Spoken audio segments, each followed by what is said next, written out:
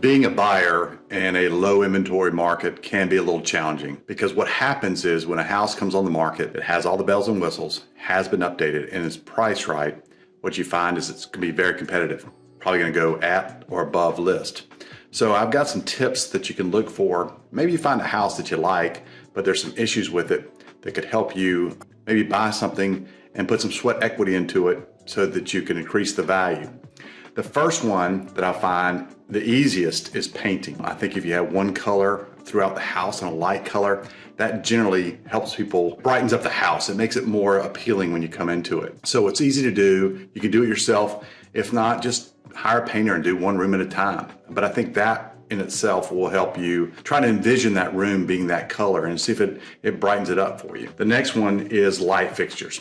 Fairly easy to do. You don't have to do it that often. You can do one a month, one a week, but just updating some of these old brass fixtures or dated fixtures can make a big difference in the house. The third would be plumbing fixtures. Again, over time, things do tend to get stale. And so plumbing fixtures, they get gritty, they lost its shine. But if you just spend some time and do one faucet a week or once a month, again, it doesn't take a lot of effort. Door hardware. Now that probably what could be the easiest of all the things to do because all you need is a screwdriver and you can replace it. Throw away those old brass doorknobs and hinges and replace it with nickel or whatever color you like.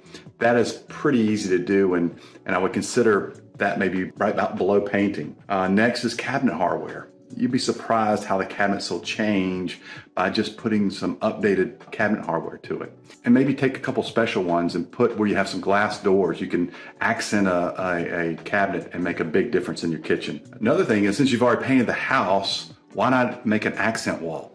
You can take a dark color and maybe behind the television or behind a bed wall and just make that your focal point in that room or that just lightens it up a little bit so it's not the same color. The other thing you could do is shiplap. I mean, that's really big right now. So why not, get a carpenter to come out there and just do one wall and shiplap, and it could, maybe it's an entryway or maybe it's a focal point in your living room or dining room that you want to make an accent point. I think that's a great way to do that. The next would be floor covering. One of the things that tends to make buyers not like a house is when you see a multiple floor coverings, whether it's color or the style or whatever the case may be. So you could have carpet and then you have a laminate and then you have a different color laminate. So you could tell basically it was the laminate or the carpet at the time, and so they just added onto it.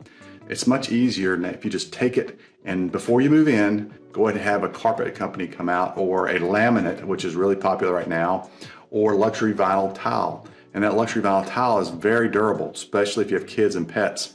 I highly recommend it over wood. The next would be appliances. And you can wait on this one because you can wait till a Memorial Day sale, you can wait till a President's Day sale, and a lot of places do have packages that you can buy everything, replace it all at one time and make a big difference in the kitchen. Countertops are huge, so kind of consider maybe even redesign your countertop. If you have the old bar that's elevated, what I'm seeing now is most people want it flat. So just knock the bar out and make it one big counter.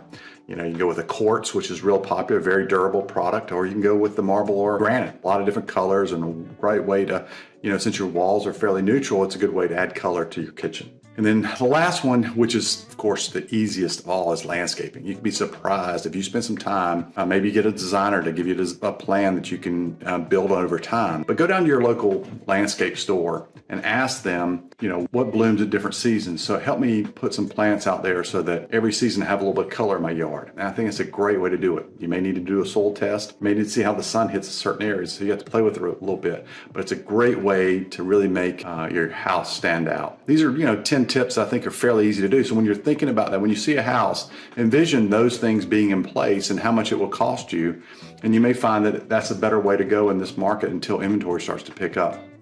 Good luck house hunting.